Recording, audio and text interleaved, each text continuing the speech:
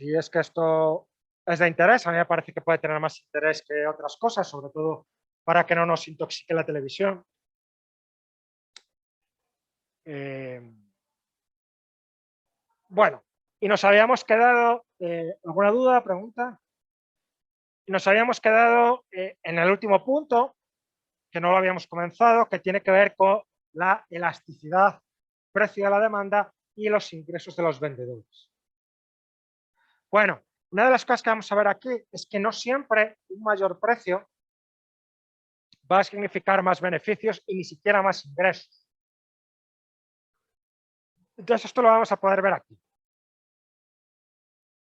Vamos a suponer que estamos ante un bien ordinario. Los bienes ordinarios serán aquellos en los cuales el precio depende, la cantidad demandada depende negativamente del precio. Y el ingreso de los vendedores es igual a el gasto en bienes de los compradores. Y es muy fácil de calcular. Los ingresos simplemente es el precio de cada unidad por el número de unidades vendidas. Si no hay impuestos ni nada por el estilo, los ingresos de los vendedores es lo mismo que el gasto de los consumidores, precio por cantidad. ¿Todo el mundo lo entiende esto? Precio por cantidad, ingresos de los vendedores o gasto del consumidor en los bienes. Es muy fácil entender que si tenemos una demanda inelástica, esto significa que la demanda reacciona poco ante cambios en el precio, que un incremento del precio del 1% genera una reducción de la cantidad demandada de menos del 1%. Con lo cual, si subo el precio, la cantidad va a caer, pero va a caer poco. ¿Se entiende la idea? Luego, si el precio aumenta mucho y la cantidad disminuye poco, porque estamos ante una demanda inelástica, el producto, que es el precio por la cantidad, va a incrementarse. Es lo que os decía de las tasas. Si tú tienes una demanda inelástica de ir a la universidad y hubiera subido la Junta de Castilla y León y la universidad las tasas, recauda más. Pero recauda más si la demanda es inelástica, si no, no. ¿Qué ocurre si la demanda es elástica? Si la demanda es elástica, eso significa que un cambio en el precio genera un cambio en la demanda de menor cuantía. Un incremento del precio del 1% genera una caída de la demanda superior al 1%. Es decir, un incremento del precio genera una caída muy fuerte de la demanda. Entonces, ¿qué pasará con los ingresos? Una subida pequeña del precio genera una caída muy grande, cae el producto, caen los ingresos. Si tienes una demanda muy elástica y la Junta de Castilla y León sube las tasas, lo que ocurre es que cae mucho el número de estudiantes y aunque cobra más por cada estudiante, recauda menos. ¿Se entiende la idea? Y como os digo, cualquier persona con dos dedos de frente debería haber pensado si esto se iba a producir o no se iba a producir. No lo sabemos. De nuevo, tampoco hubiera valido el decir se ha incrementado el número de estudiantes respecto al año pasado o se ha disminuido el número de estudiantes respecto al año pasado, los ingresos han caído o han bajado. Tienes que encontrar realmente un contrafactual, porque si estabas en plena crisis, el contrafactual no puede ser simplemente que el contrafactual de este año es lo que pasó el año pasado. Si no, pues tendrías que haberte fijado, por ejemplo, en alguna comunidad autónoma en la cual no hubiese subido las tasas, cómo evolucionó el número de matriculados, por ejemplo. Pero esto, ya digo, hubiese sido de vital importancia, por lo menos pensarlo antes de subirlo. Irte a algún estudio internacional y ver cuál es la elasticidad aproximada que encontraban los estudios de la demanda de ir a la universidad. Y en función de eso, pues decidir.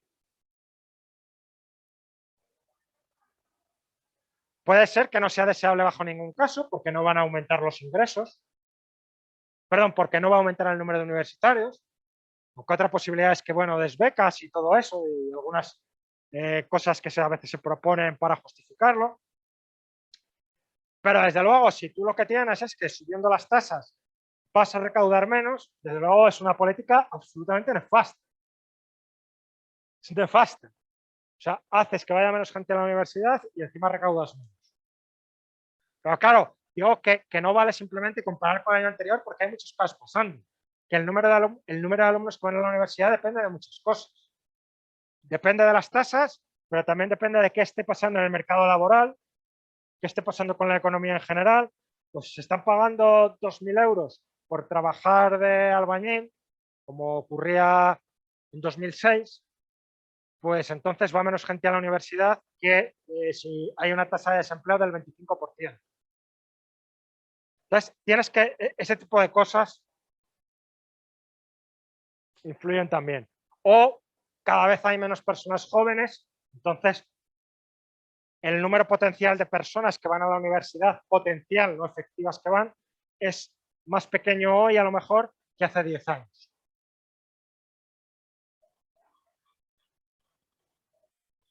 Bueno, entonces, demanda inelástica. Si tenemos demanda inelástica, significaba que la elasticidad precio de la demanda era inferior en valor absoluto a 1, es decir, era menos 0,5, menos 0,3, etcétera. Significa que si sube el precio, la cantidad demandada disminuye, pero en menor medida, con lo cual los ingresos aumentarán. Si baja el precio, la cantidad demandada aumenta en menor porcentaje que el precio baja y disminuye los ingresos. Con la demanda elástica es al revés. Si se incrementa el precio,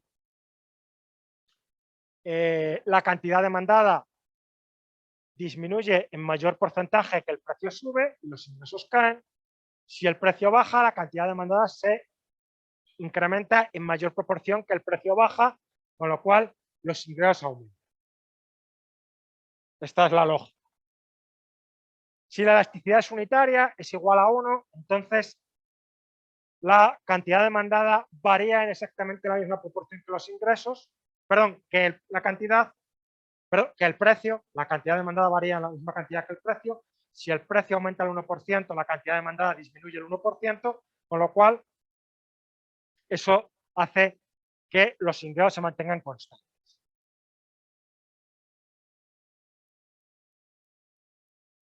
Voy a mostraros cómo sería la historia.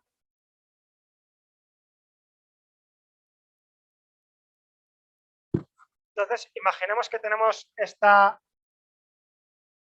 curva de demanda y aquí he ido calculando las elasticidades. Al pasar de 0 a 1, la cantidad pasa de 10 a 9. Al pasar de 1 a 2, sustituyendo allí, la cantidad pasa de 9 a 8. Al pasar de 2 a 3, la cantidad pasa de 8 a 7. Y así sucesivamente. Lo que he hecho en cada caso, he aplicado la expresión de la elasticidad arco y he calculado la elasticidad. Entonces, lo que tenemos es que para niveles de precios muy bajos, la elasticidad es negativa.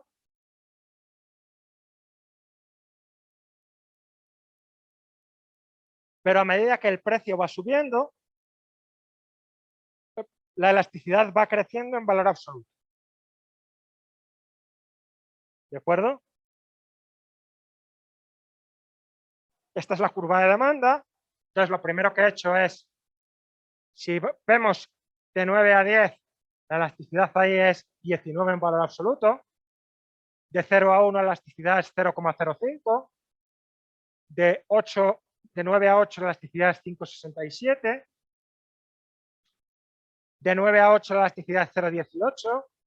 De 8 a 7 la elasticidad es 3. De 2 a 3 la elasticidad es 0,33.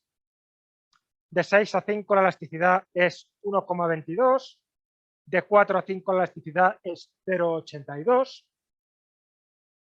¿Todo el mundo sabe cómo he calculado esto? Simplemente para cada punto he aplicado la fórmula de la elasticidad arco, que es cambio en la cantidad dividido cambio en el precio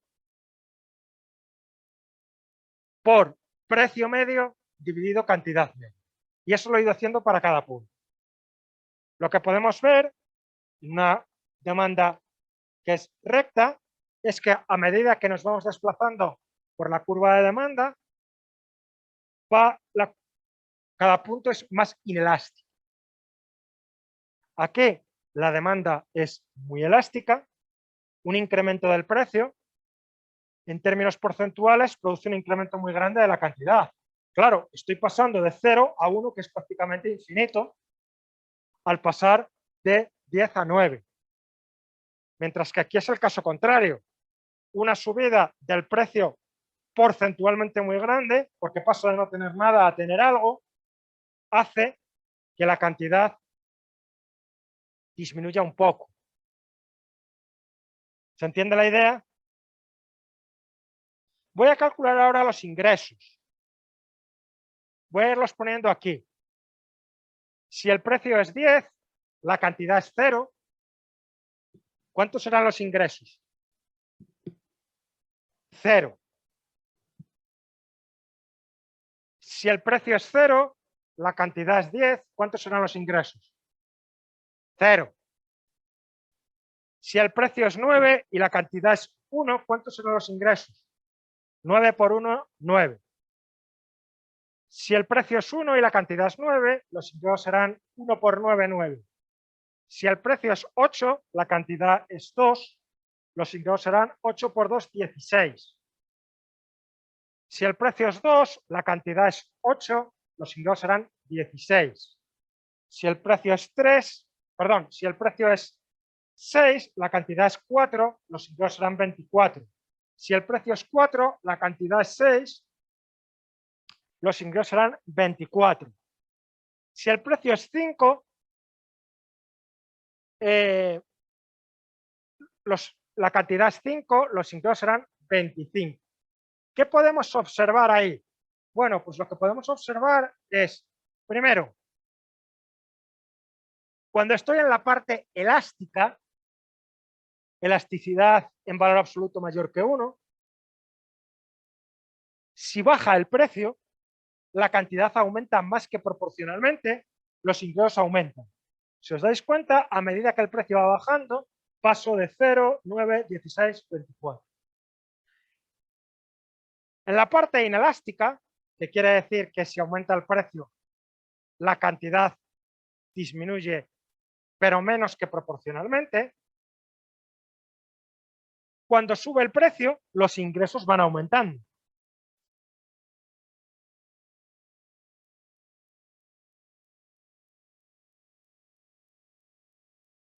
Y aquí he aplicado a cada punto la expresión, la fórmula matemática que me da la elasticidad precio de la demanda arco. Por ejemplo, para el primer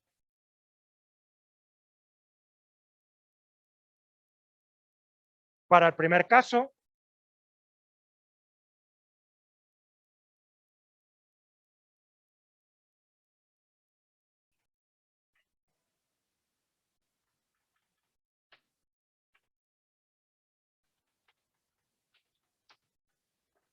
cambio en la cantidad 9 menos 10 menos 1, dividido cambio en el precio, menos 1 menos 0, 1, por el precio medio, que es 0,5, por la cantidad media, que es 9,5.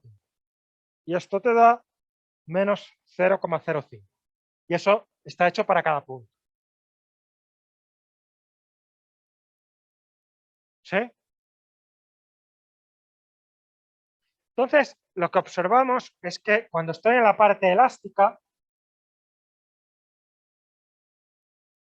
a medida que baja el precio, se incrementan los ingresos, lo que decíamos. Cuando estoy en la parte inelástica, a medida que sube el precio, se incrementan los ingresos o el gasto del consumidor. Luego, el máximo se alcanzará cuando la elasticidad ya no sea ni elástica ni inelástica, que es elasticidad unitaria, que es elasticidad igual a 1. Si estoy aquí, que esto es elástico todavía, esto lo que significa es que si baja el precio, la demanda aumenta más que proporcionalmente. Luego, si estoy aquí, debería bajar el precio si quiero más ingresos. Si estoy aquí, sigue siendo inelástica, significa que si subo el precio, la demanda aumenta, si subo el precio, la demanda cae menos que proporcionalmente. Luego debería subir el precio. Eso va a pasar mientras esto esté por debajo de 1. Y ahí bajará el precio, va a aumentar los ingresos mientras esto esté por encima de 1. Luego, el punto en el cual los ingresos son máximos es el punto en el cual la elasticidad es igual a 1, es unitario. ¿Todo el mundo ha seguido el razonamiento? Ahora simplemente voy a presentar un gráfico donde lo que pongo es, lo que dibujo son la curva de demanda, que está aquí, y aquí el nivel de ingresos, que corresponde a cada cantidad. En el eje X está la cantidad demandada, y en el eje Y están los ingresos, donde simplemente voy a ir poniendo los ingresos que corresponden a nivel de demanda. Es decir, para el nivel de demanda 0 le corresponden 0 ingresos, para el 1 para el 2 le corresponden 16, para el 4 24, para el 5 25, para el 6 24, para el 8 16, para el 9 9 y para el 10 0. Eso lo voy a poner en un gráfico. Entonces, tengo aquí esto, para el nivel este de aquí, precio 10, unidades 0, 0 de ingresos. Para 2, 8, 16, este punto de aquí.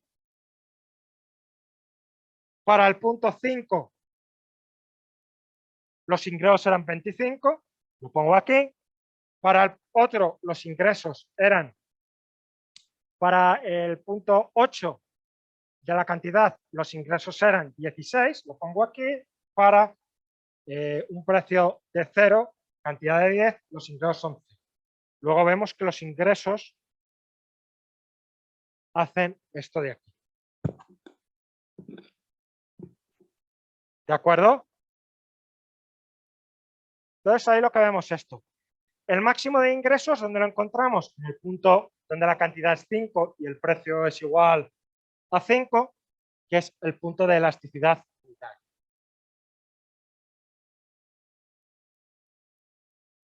Aquí habíamos visto unas cuantas cuestiones. Habíamos visto lo de la elasticidad renta, no habíamos visto la elasticidad cruzada, pero aquí tenemos algunos datos de la elasticidad cruzada. Aquí veis, por ejemplo, carne y pescado tienen una elasticidad cruzada positiva. Una elasticidad cruzada positiva significa que qué tipo de productos son. Cruzada. Esto lo que te dice es qué pasa con la demanda de uno al subir el precio del otro. Sí, pero ¿en qué sentido?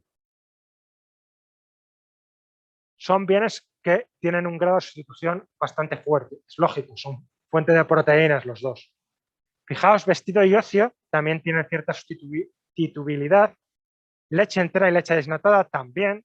Carne y patatas tienden a ser complementarios y alimentación y ocio tienden a ser complementarios. Aquí estos los habíamos visto de elasticidad renta, ya lo habíamos visto, y de elasticidad precio. Una cosa importante relacionada con esto, aunque lo vamos a ver con más detenimiento luego, pero va a ser importante. ¿Por qué?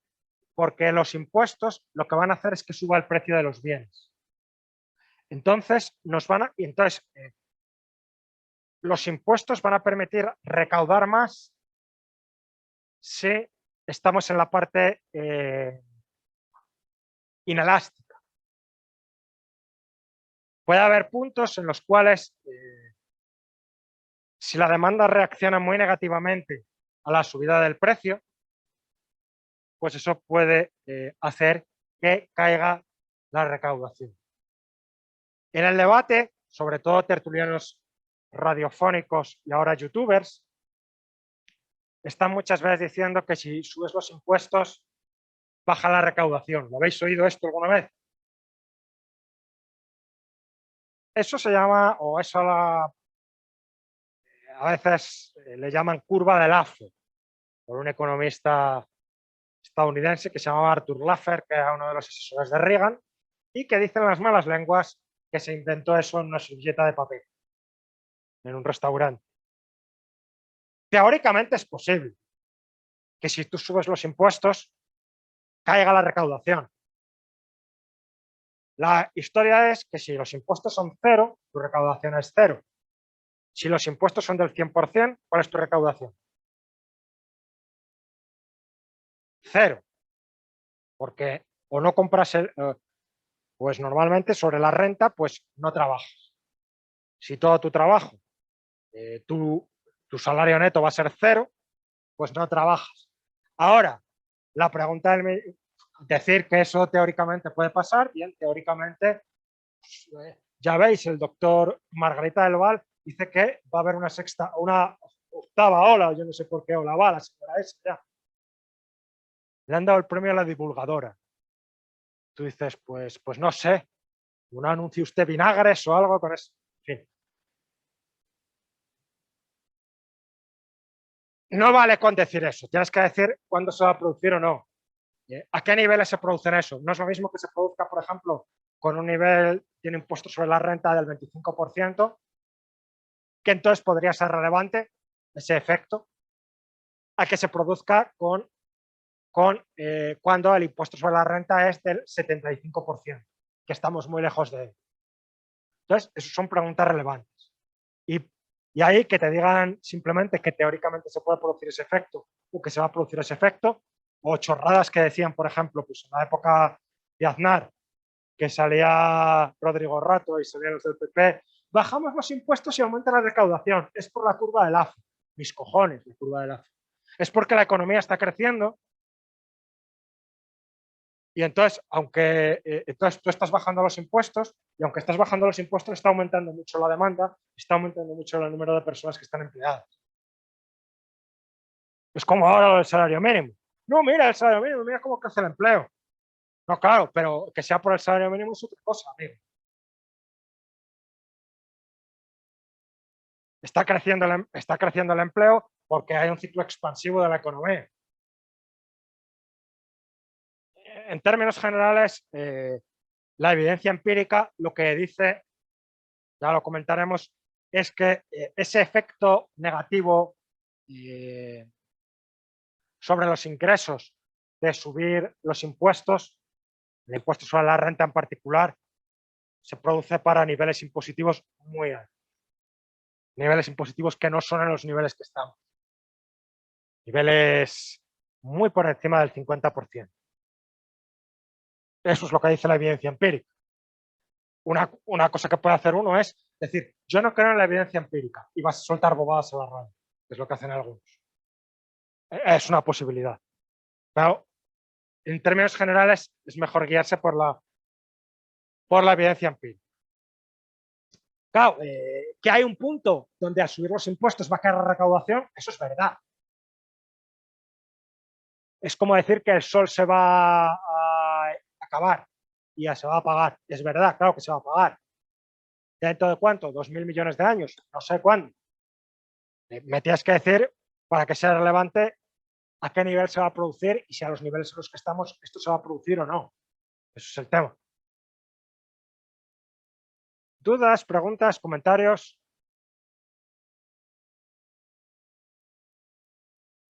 ¿Nada más?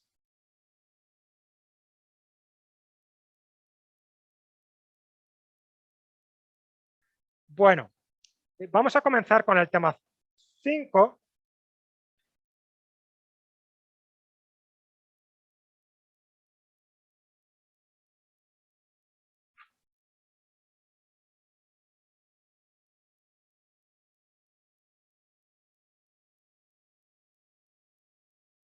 El tema 5 entronca directamente con los anteriores y es la medición del bienestar y la política económica. Vamos a utilizar el instrumental que hemos ido presentando hasta ahora para simular el efecto de algunas políticas, en particular dos o tres, que son los precios mínimos y máximos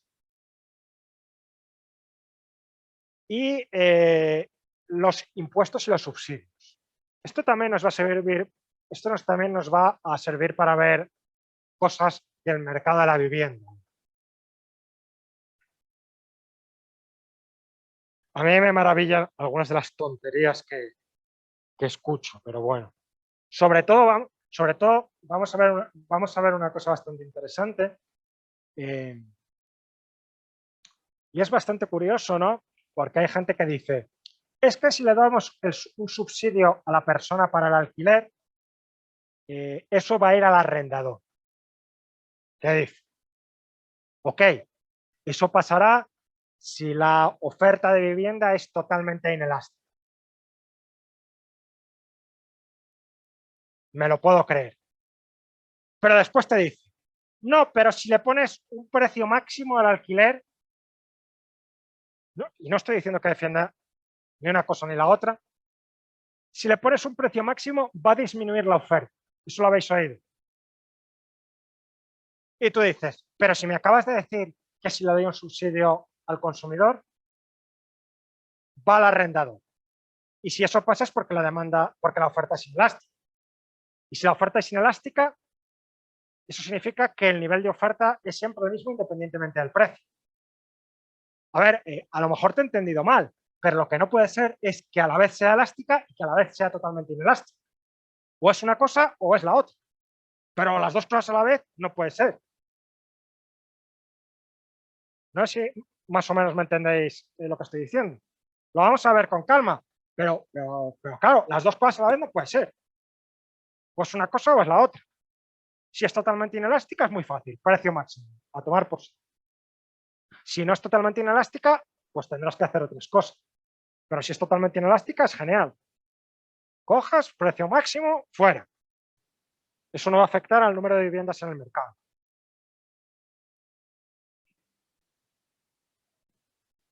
Entonces, bueno, pues conviene ver cómo está la cosa. Bueno, en primer lugar, lo que vamos a ver es cómo medimos el bienestar, para poder evaluar cuál es el efecto que tiene una medida. Vamos a ver cómo se mide el bienestar del consumidor, el bienestar del vendedor o del productor y cómo valoramos la eficiencia del equilibrio de mercado, la total.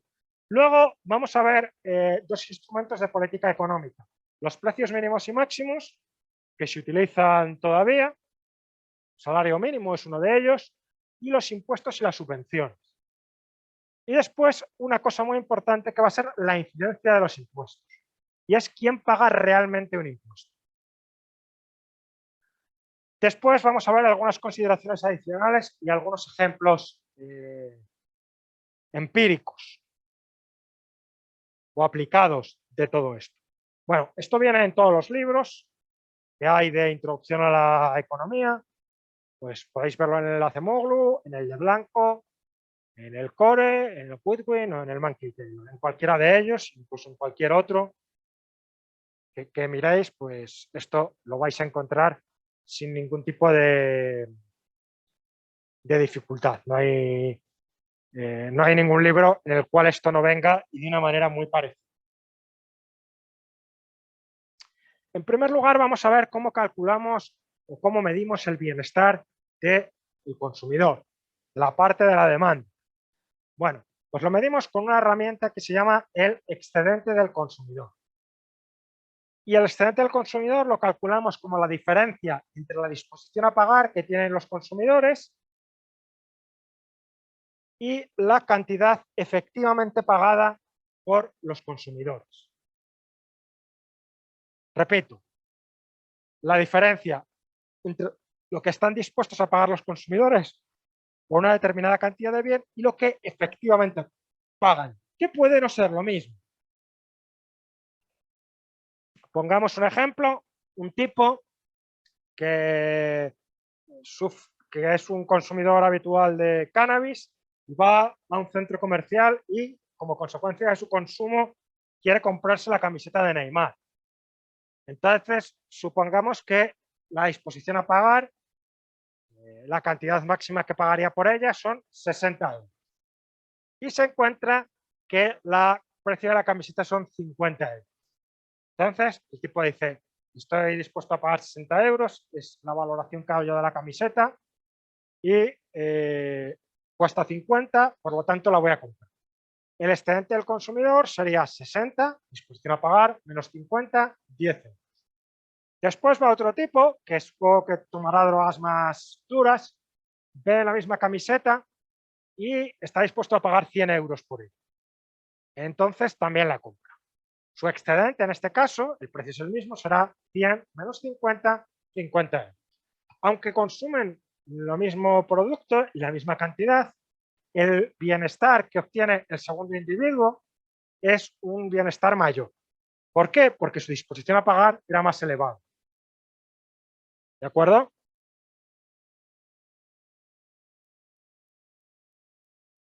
El caso anterior es muy sencillo, solo consumen una unidad de un bien, pero normalmente los consumidores compran una cantidad mayor. Entonces, lo que tenemos que recordar es que la demanda lo que nos refleja es la valoración o la satisfacción de un individuo por el consumo de una unidad adicional del bien. Recordamos que la demanda era decreciente porque lo que nos reflejaba es que el bienestar era el bienestar que producía una unidad adicional del bien. ¿Os acordáis? El vaso de agua. El primer vaso de agua produce más bienestar que el segundo vaso de agua. ¿Sí? Y el tercer vaso, perdón, menos bienestar que el primer vaso de agua produce más bienestar que el segundo vaso de agua. Y el segundo más que el tercero. Y el cuarto menos que el tercero. Entonces, la valoración decíamos que normalmente es decreciente, salvo con sustancias estupefacientes o cosas por el estilo. Entonces, eso lo que nos indica es que la valoración de cada unidad adicional de consumo es cada vez más pequeña. Por eso la demanda es decreciente. Aquí teníamos, por ejemplo, una demanda. Entonces, si la unidad número 1, por ejemplo, la unidad número 1, el consumidor la valora en P1. Lo máximo que está dispuesto a pagar por la unidad 1 es P1. La unidad Q2 le provoca menos bienestar que las anteriores y por esta lo máximo que está dispuesto a pagar es la cantidad P2. Por la unidad Q3 le genera un bienestar de P3 y por tanto es lo máximo que está dispuesto a pagar por esa unidad. La demanda refleja la valoración de cada unidad adicional del bien. ¿Nos acordamos de esto? ¿Sí o no? ¿Todo el mundo?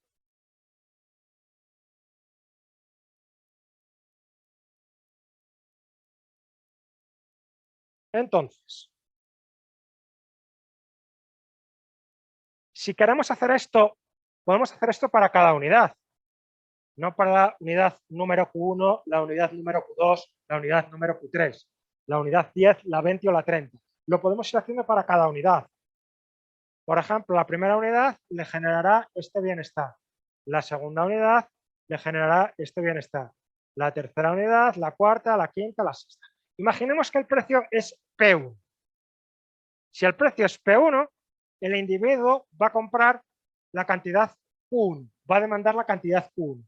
Todas las unidades por las cuales obtiene un bienestar superior a P1, que son la primera, la segunda, la tercera, la cuarta, y en esta todavía una más, hasta que el bienestar se iguala con el precio. ¿Sí? Entonces, si queremos saber cuál es la satisfacción que le provoca al consumidor consumir la cantidad Q1, simplemente es todo el área que está bajo la curva de demanda. Todo el área que está rayado. ¿Sí? ¿Sí o no? Por ahí atrás, ¿sí? Todo esto de aquí, que está resaltado en rojo. Ya tenemos la disposición a pagar, que es la parte más difícil. La cantidad que efectivamente pagas es muy fácil. Simplemente es el precio por la cantidad. La cantidad de dinero que el consumidor paga por una unidad determinada, pues es el precio. Entonces, por ejemplo, por esta cantidad, por esta unidad de aquí, la satisfacción que le produce y por tanto la disposición a pagar es todo esto de aquí, y al precio es lo que efectivamente paga por la unidad. Para esta siguiente unidad, esto es la disposición a pagar, que es más pequeña, pero paga la misma cantidad, el precio. Para esta unidad de aquí, tiene toda esta disposición a pagar y lo que paga es el precio.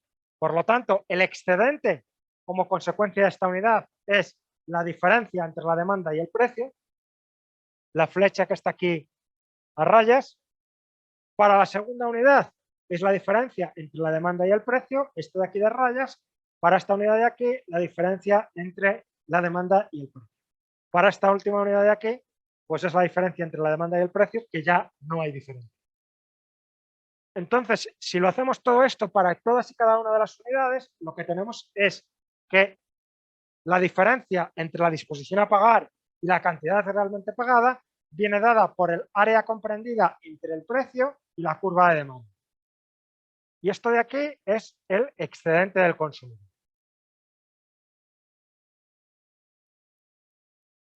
¿Todo el mundo? ¿Qué pasa si el precio se reduce? Pues si el precio se reduce, pues lo que va a pasar es que va a consumir más y lo va a consumir además más barato, con lo cual el excedente del consumidor se va a incrementar, fijaos. Baja el precio, ahora le compensa consumir Q2, el área comprendida entre el precio y la demanda es el triángulo grande.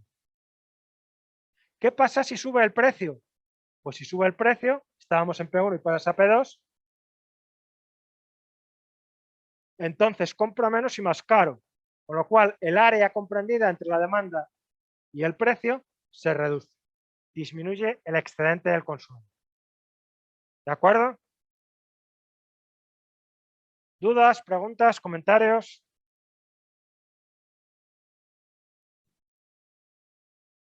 ¿No más? El excedente del productor. El excedente del productor es una medida análoga de bienestar que lo que nos mide es el bienestar del productor, del vendedor. Lo calculamos como la cantidad de dinero mínima, perdón, la cantidad de dinero que recibe el productor por la venta, menos la cantidad mínima a la que estaría dispuesto a vender por producto. Imaginemos que una persona quiere pintar la casa y ofrece 1.000 euros por ello. Supongamos que lo que tenemos son trabajadores. Está dispuesto a pagar 1.000 euros o demanda un pintor por 1.000 euros para pintar la casa y después tenemos varios pintores, cada uno es un trabajador que oferta su servicio. El pintor 1 está dispuesto a pintarla, lo mínimo que aceptaría por pintarla son 600 euros. Si le ofrecen 1.000, pues va a llamar y va a pintar la casa. 1.000 menos 600, 400 euros de excedente del productor, de excedente del pintor 1. El pintor 2 estaría dispuesto a hacerlo por 400 euros, más barato, aceptaría 400 euros. Entonces también va a estar dispuesto a pintarla.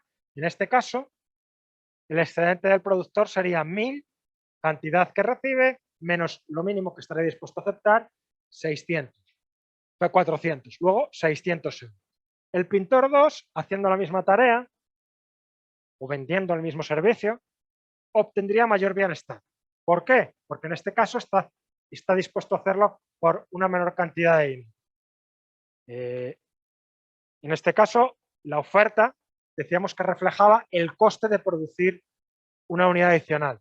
Como los costes de pintar para él son menores, pues obtiene más bienestar que el otro. ¿Cómo lo veríamos gráficamente? Pues como en el caso anterior. Tenemos que acordarnos de qué nos refleja la curva de oferta. La curva de oferta lo que reflejaba era el coste marginal, decíamos, que era el coste de producir una unidad adicional. Y decíamos que la curva de oferta era creciente porque el coste de producir una unidad adicional va creciendo. ¿Por qué el coste de producir una unidad adicional es cada vez más grande? ¿Alguien se acuerda?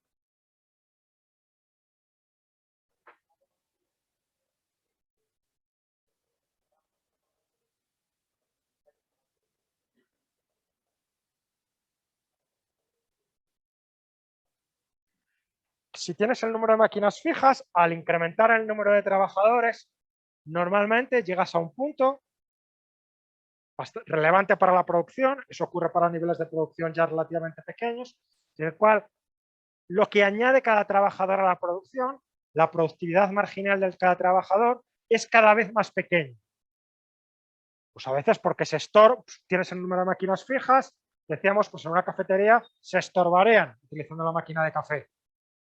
Entonces, como a cada trabajador le tienes que pagar lo mismo, pues entonces el coste de cada unidad, de cada café, es cada vez más elevado a medida que contratas más trabajadores para producirlos. Luego, a medida que se incrementa la cantidad, se incrementaría el coste marginal y, por tanto, lo mínimo que te van a pedir para que produzcas más. ¿Os acordáis de esto? Entonces, si lo que tenemos es para que produzca una cantidad Q1, va a exigir como mínimo para producir la unidad Q1, supongamos la unidad número 10, el precio que va a pedir es P1. Para producir la unidad Q2, imaginemos la unidad número 25, va a exigir P2. Para producir la unidad Q3, lo mínimo que va a exigir es P3. Imaginemos que Q3 es 40, el café número 40. Pues para el café número 40 va a pedir como mínimo que le paguen P3. Luego lo que va a reflejar la curva de oferta es la cantidad mínima que está dispuesto a aceptar por cada unidad adicional, que le tienen que pagar para que produzca una unidad adicional. Imaginemos que el precio es PM, al precio de PM decide producir la cantidad QM. Por la unidad Q1 decíamos, por ejemplo, unidad 10, lo mínimo que aceptaría por producirla es esto de aquí y recibe todo este precio de aquí. Luego el excedente del productor por esta unidad es lo que recibe menos lo mínimo que aceptaría. Luego es la línea de rayas. Para la unidad número Q2, unidad número 25 decíamos, lo que recibe es el precio, la cantidad mínima que aceptaría por producirla es lo que está por debajo de la curva de oferta. Luego, la línea de rayas es el excedente del productor, diferencia entre lo que recibe y lo mínimo que aceptaría. Para la cantidad Q3, el precio nos marca lo que recibe, el segmento bajo la curva de oferta nos marca lo mínimo que aceptaría. Luego, el excedente del productor es esta pequeña parte. Para la unidad QM, recibe PM y lo mínimo que aceptaría es PM. Luego, la última unidad ya no le genera ningún excedente. Ahí para. ¿Cuándo paras de beber cervezas? Pues cuando la última cerveza ya no te compensa. Ya no te genera bienestar adicional. El precio es igual a la valoración que tú haces de ello. Ahí paras. ¿De acuerdo? Luego, si esto lo hacemos para todas y cada una de las unidades, lo que tenemos es que el excedente del productor es el área comprendida entre la curva de oferta y el precio. Esto de aquí. ¿Sí? ¿Qué pasará si sube el precio? Pues si sube el precio, vende más y más caro. Luego su bienestar va a mejorar. Y aquí vemos, lógicamente, que el área se incrementa. ¿Qué ocurre si baja el precio? Pues si baja el precio, vende menos y más barato. Por cada unidad obtiene menos bienestar. Luego, el bienestar, como veis, se reduce. El área se reduce. ¿Todo el mundo? Vamos a ver cómo se calcula. Bueno, ni siquiera es. Pues lo vamos a dejar aquí ya, que hemos empezado. Oye, antes, ¿dudas, preguntas, comentarios?